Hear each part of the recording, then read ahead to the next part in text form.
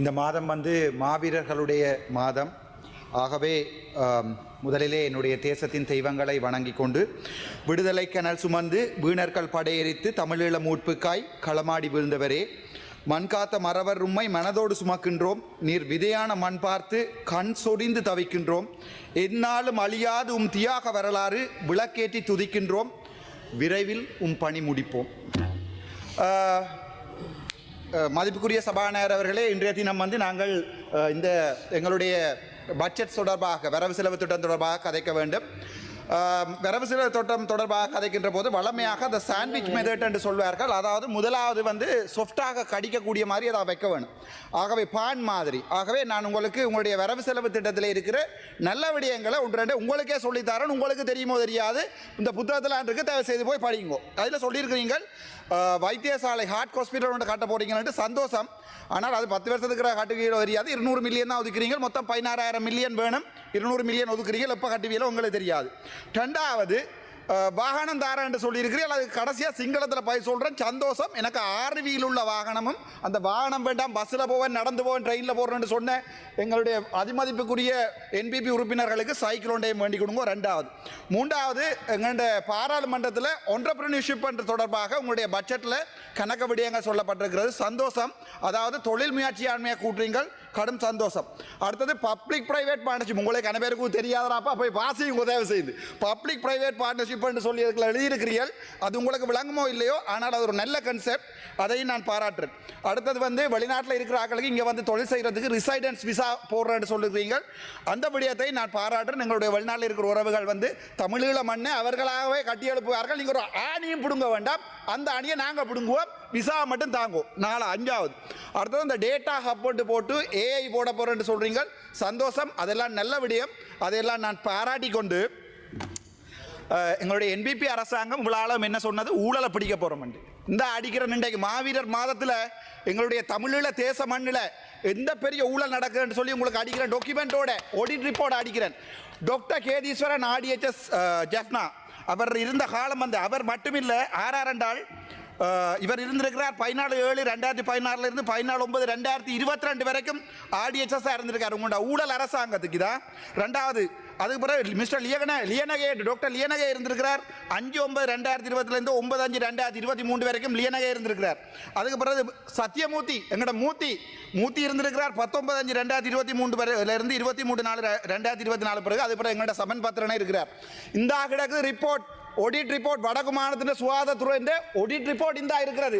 நீங்களாம் என்ன சொன்னீங்க, இவ்வளவு ஊழல் பிடிக்க போறீங்களோ? உங்களுடைய சுகாதார அமைச்சர் இந்த 4 பேர்கிட்டையும் கைவிட்டு வேண்டி இருக்கிறாங்க. நான் ஆதாரபூர்வமாக உங்களுக்கு சாரன். அதுக்கு முன்னம் இந்த 4 பேர் என்ன செஞ்சவை என்று கண்டுபிடிப்போம். ஆதார வைத்தியசாலை பருத்தித்துறை ஒரு ஆதார வைத்தியசாலை விழாலம் கேட்டால் ஆதாரத்தை கொண்டு வா, ஆதாரத்தை கொண்டு வா, ஆதாரத்தை கொண்டு வா. இந்த கொண்டு வந்திருக்கேன் ஆதாரம். ஆடிட் ரிப்போர்ட் 2021ஆம் ஆண்டு வடக்கு மாநசபையில் அடிக்கப்பட்ட ஆடிட் ரிப்போர்ட். இந்த ஆடிட் ரிப்போர்ட் என்ன சொல்லுது என்றால், தெளிவாக சொல்றேன் உங்களுக்கு கேளுங்க. இந்த ஆடிட் ரிப்போர்ட்ல வந்து 22 வேலை திட்டங்கள்ல 10 வேலை திட்டங்களுக்கு மட்டும்தான் அனுமதி எடுக்கப்பட்டிருக்கிறது. மிச்சம் 10 வேலை திட்டங்களுக்கு வடக்கு மாநசபை அனுமதி இல்லாமல் கேதீஸ்வரன் அவர்கள் வேலை திட்டங்களை செய்திருக்கிறார் வைத்தியசாலையில். ரெண்டாவது, இதுல வந்து சொல்லப்பட்டிருக்கிறது வந்து work completion report என்றது டெக்னிக்கல் ஆஃபீஸரால 10 வேலைகளுக்கு கொடுக்கப்படையில அந்த கணக்குகள் வந்து கணக்காட்டுப்படையில இந்த ஆதார வடக்கு மாநிலத்தினுடைய ஆடிட் ரிப்போர்ட். மூன்றாவதுல சொல்லுகிறது, சாதாரணமாக சட்டப்படி வந்து அரசாங்க மேற்பார்வையாளர்கள், அரசாங்க இன்ஜினியர் ஒருவர் தான் சாதாரணமாக இருக்க வேண்டும். ஆனால் கேகண்டப்பா உங்களுடைய ஒரு அல்லனமே சொல் அப்படி ஒருனே அப்படி வஞ்சாகாரனே அப்படி கொடுக்காரனே அப்படிதான் அப்படி சொட்டதை நின்று போட்டார். அதுக்கு பிறகு அதில் 25,000 ரூபாய் மாதம் பே பண்ணி 1,20,000 எக்ஸ்டர்னல் டிஓக்கு கேதீஸ்வரன் பே பண்ணி இருக்கிறார். சட்டத்துக்கு முரணானது. இந்த ஆடிட் ரிப்போர்ட் தான் வாசிக்கிறேன்.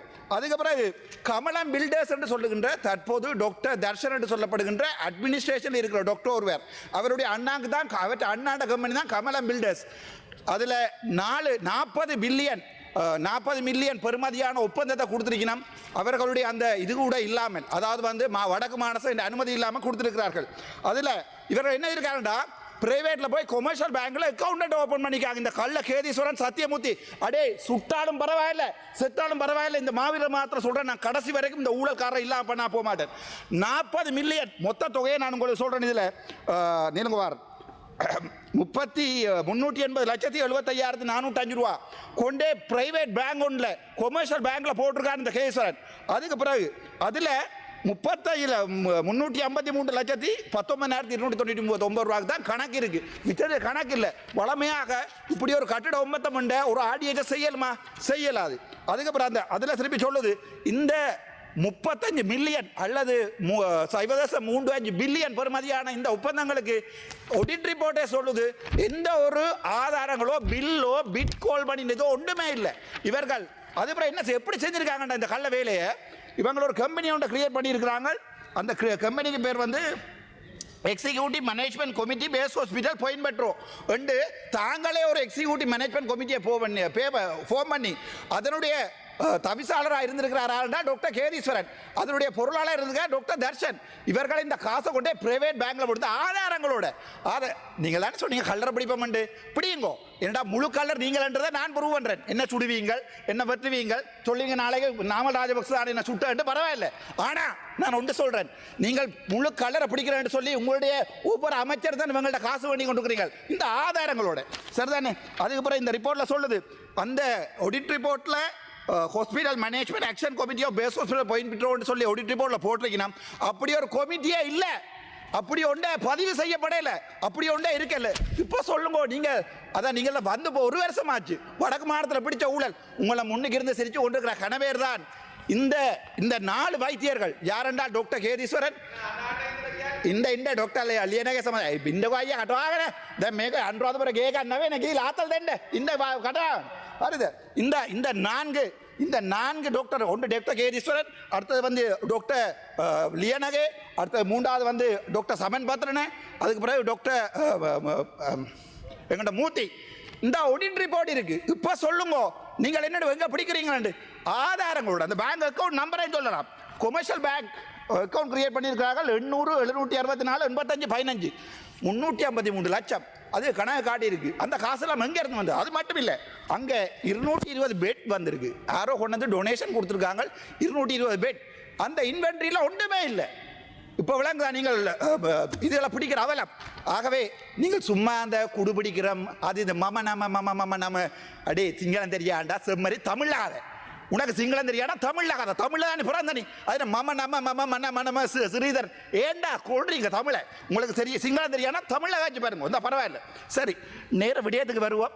எங்கண்ட what do you call this உங்களுடைய வரவு செலவு திட்டத்தின் நேஷனல் சிட்டிசன் பட்ஜெட் என்று சொல்லி ஒரு சமரி உண்டு, ஒரு ப்ரோச்சர் ஒன்று தந்திருக்கிறீங்க. சரி அதில் நான் விஷயத்துக்கு வாரேன். நேரம் என்னுடைய கலைக்கிறது நேரம் இல்லை. சிங்களத்தில் 2 வசனத்தை சொல்லணும். சரிதானே? மொத்த செலவீனம் இந்த அரசாங்கத்தின் மொத்த செலவீனம் 8,980 பில்லியன். மொத்த செலவீனம் 8,980 பில்லியன். அந்த 8,980ல் 4,495 பில்லியனை நீங்க கடனுக்கு கொடுக்குறீங்க உங்களுடைய அரசு. அதாவது 8,900ல் 4,485 கடன் கொடுக்குறீங்க. அந்த கடன்ல லோன் இன்ட்ரெஸ்ட் மட்டும் 2,617 பில்லியன் லோன் இன்ட்ரெஸ்ட் மட்டும். லோன் முதல் அதாவது வேண்டிய லோனை கொடுக்கத்தானே வேணும். அது 1,878 பில்லியன். இப்போ விளக்குது அவங்களுடைய அரசாங்கத்துடைய. அதாவது நீங்களே ஒரு பிச்சைக்கார அரசாங்கம் விடாப்பா. உங்களுடைய காசு இல்லை வேண்டிய நீங்க களவெடுத்தது அவங்க களவெடுத்தது நீங்க அவங்க களவெடுத்தன்னு சொல்லுங்க. அவங்க நீங்க எல்லாருமா சேர்ந்து எடுத்த கடனை தான் கொடுக்குறீங்க. ஆகவே உங்களுடைய அரசாங்கத்தினுடைய செலவு அதாவது கடன் கொடுக்கறத தவிர நாட்டை அபிவிருத்தி செய்யறது மொத்தமாக அரசாங்கத்தின் மொத்த செலவினத்தில் பாதி. அதை விட 4,485 பில்லியன். சரி 4,485 பில்லியன் பெருக்கல் 1000 அவ்வளவு மில்லியன். அதில் வடக்கு மாகாணத்துக்கு இப்போ சாதாரணமாக 9 மாகாணம் இருக்கு. வடக்கு கிழக்கண்டு 2 மாகாணம் இருக்கு. வடக்கு கிழக்கண்டு இந்த 2 மாகாணத்தில் இந்த 4,485 மில்லியன்ல என்ன கொடுத்துருக்கிறீங்க? ஒன்றுமே கொடுக்கல. இப்போ வளமையாக நான் போன முறை பீச்சில் 0.06% 0.04% ஏதாவது வீதத்தை சொல்லுவோம்னு பார்த்தா இந்த முறை வடக்கு மாநிலத்துக்கு ஒன்றுமே கொடுக்கல. ஏன்னா உங்களுக்கு தெரியும் மாநசபை தேர்தல் நீங்கள் வைக்க போகிறது இல்லை. உள்ளூராட்சி தேர்தலுக்கு சனத்துக்கு கொஞ்சம் காசை கொடுத்து கிரவுண்ட் நீங்கள் சில பேர் இதில் போய் கிரவுண்டு கல் வச்சாக்கள் இருக்கிறோம். கல்லில் தம்பி நீ போய் அங்கே புல் வச்சாலும் கிரவுண்ட் வராது. நீ அங்கே போய் புல் வச்சாலும் வரா. சும்மா சனத்தை கூட்டி கொண்டு அங்கே மாங்க தோட்டம் வைக்க போகிறேன் தேங்காய் தோட்டம் வைக்க போகிறேன் சனத்தை ஏமாத்தாடா.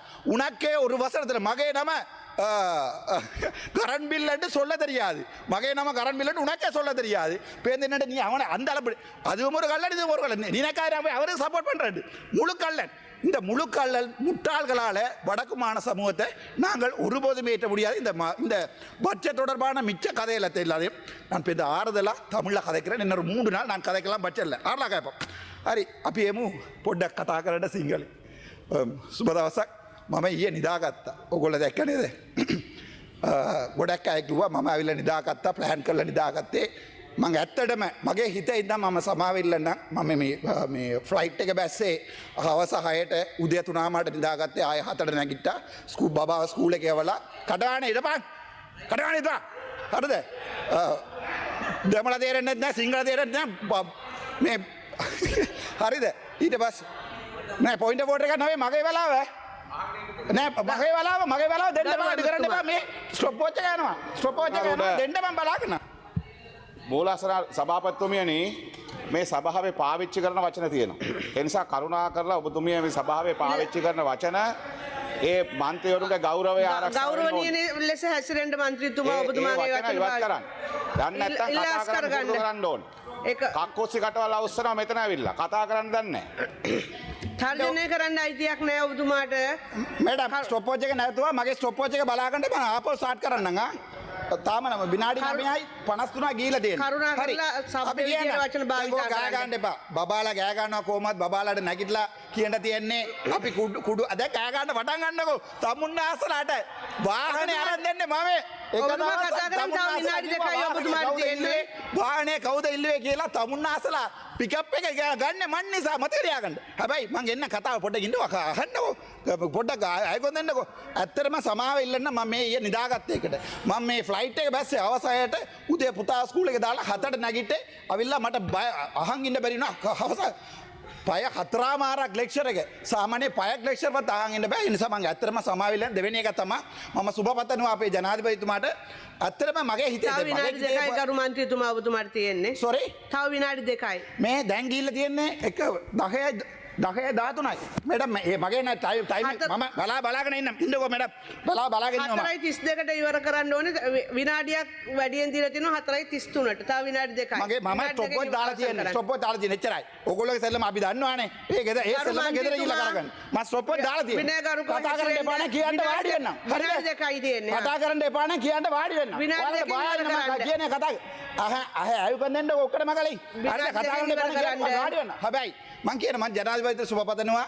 මේ හොඳ බජට් එකක් දැන් මේ පැත්තට කියනවා. දැන් මේක ඇවිල්ලා හැනි අර කටවාන ඊටකෝ මේ නිගණ්ඩ කරන්නකෝ. ඔබතුමා කතා කරන්න. නිගණ්ඩ කරන්න බල්ලු ටික. නිගණ්ඩ කරන්න. හරි. මගේ බලාව මම බලාගෙන ඉන්නවා. හරිද? හැබැයි ඇත්තම කියන්නම් මං අර ආණ්ඩු පක්ෂ විපක්ෂ ඒ නිසා බජට් හොඳ නැහැ. ඊට පස්සේ මේ බජට් එකකින් ආණ්ඩු කඩාම් වැටෙනවා. ඒවා කියන්න මට අයිතියකුත් නැහැ. මම සාධාරණ මිනිහෙක්. එකම පුද්ගලයා ඉන්නේ පාර්ලිමේන්තුවේ මේ ස්වාධීනම. එතකොට ඔයාලා ඇත්තටම පපුව හිතා ගන්නකො මං ඕගොල්ලෝ විරුද්ධ වැඩ කරනවා කියලා කවදා හරි. ඒ නිසා මං කවදාවත් කියන්නේ මේ බජට් හොඳ නැහැ කියලා. බජට් හොඳයිද කියලා මිනිස්සු කියන්න ඕනේ. මිනිස්සුද ඒක කියන්න ඕනේ. හැබැයි මං එකක් කියන්නම්. මේක ඇවිල්ලා හැනිමූන් පීරියඩ් එකක්. හැනිමූන් පීරියඩ් එකේ මේක ලස්සනට තියෙනවා. හැමෝටම තියෙනවා. ඒක බලාගෙන ඉන්න මිනිසුන්ට ටිකක් අමාරුයි. තේරෙනවද? ඔයාලා හලිමුන් බලාවෙට ඒ විපක්ෂයෙන් බලාගෙන ඉන්නවා නම් සමහරු ඒකලට අමාරුයි. හැබැයි අපි ඒක ෆෝන් වලින් බලාගෙන ඉන්න මිනිස්සු. ඒ නිසා අපිට අමාරු නෑ. ඕගොල්ලෝගේ බජට් එක සවුත් වෙන්න ඕන කියලා අපි හිතන්නේ නෑ. ඒක මතක තියාගන්න. හැබැයි එකක් කියන්නම් මම. උතුරට කිසි දෙයක් දීලා නැහැ. ඒ නිසා තමයි මම ඒ වොයිස් කට් එක දුන්නේ උතුරට මොනවද දැන් අපි යුද්ධ කාලේ මෙච්චර කාලෙන් අපි යුද්ධයෙන් මාට්ටු වෙලා ගිහිල්ලා අපේ පාරවල් ටික බලන්න. ඔයගොල්ලෝ හර්තසාසිය තියෙනවා නම් ඒක පොඩ්ඩක් අත තියලා බලන්න. අපේ පාරවල් ආවිල්ලා බලන්න. අපේ ළමයි ස්කූල් එක යනකොට ඒ තියෙන බස් එක තියෙන හැටිය බලන්න. ඒක විතරයි අපි ඉල්ලන්නේ. හැබැයි ඔයගොල්ලෝ අපිට කියන්නේ අපි කොට්ටි අපි රස්තවාදියා. හැබැයි ඔයගොල්ලෝ එක්කෙනෙකුට හොඳ පණ නැහැ ප්‍රභාකරන් රස්තවාදියා කියලන්න. අපි කියන්නේ අපේ දෙයියෝට රස්තවාදී කියලා. හැබැයි අපි ඕගොල්ලන්ගේ රෝගන විජේ වීරට අපි කියනවා එයා රස්තවාදියා නෑ කියලා අපිට කියන්න පුළුවන්. අනිත් මිරිච්ච මිනිසුන්ට කියන්න පුළුවන්. අනිවාර්යෙන් කියන්න පුළුවන් මට ඕන දැනකට මට වැඩි දීපොත් කියන්න පුළුවන්. ඒගොල්ලෝ රණවිරුවා කියලා. ඒක මන්ත්‍රීතුමා ඔබතුමාගේ කාලය අවසන්. මගේ විනාඩි 3ක් මේ නාස්ති කරගත්තා. මට විනාඩියක් දෙන්න ඉවර කරා. විනාඩි 3ක් කොහෙද මන්ත්‍රීතුමා කාලය අවසන්. දැන් තමයි 13:28ක් යන්නේ. මෙච්චර වෙලා කතා කරපු මම ඕක කරන්න එපා. හරිද? බලන්න දැන් මගේ කතාවෙන් මොකද පොයින්ට් වෝටර් එක දුන්නේ එතනින්? කාලය අවසන් ගරු මන්ත්‍රීතුමා. ඉන්න ඔබට. හැබැයි මම එකක් කියන්න. ඊයවිල්ල මම නිදාගත්තා තමයි මම LGBTQ නෙවෙයි. හරිද? මම LGBTQ වැඩ කරන්නේ නැහැ. ඒ නිසා සමහර වෙලාවට රැට ඇරන්න ඉන්න වෙනවනේ උදේට දා ගන්න වෙනවා. ඔයගොල්ලෝ කොහමද උදේ ඇරලා ඉන්නේ? වැඩේ දැන් ඔයගොල්ලෝට LGBT තමයි කරන්න පුළුවන්. ඕගොල්ලෝට මේ පවුලක් නැහැ මගුලක් අවසන් කරන්න නැහැ. අවර කරන්න ඉතින් අයියා හදිස්සිය වෙන්නේ. ඒ නිසා පවුලක් නැහැ මගුලක් නැහැ. ඒ නිසා තමයි ඔයගොල්ලෝ මේ කතාව එළියට දාලා තියෙන්නේ. මම අනිත් කතාවල ඔයගොල්ලෝගේ බඩ්ජට් එකේ තියෙන අවුල් ටික කියලා දෙන්න.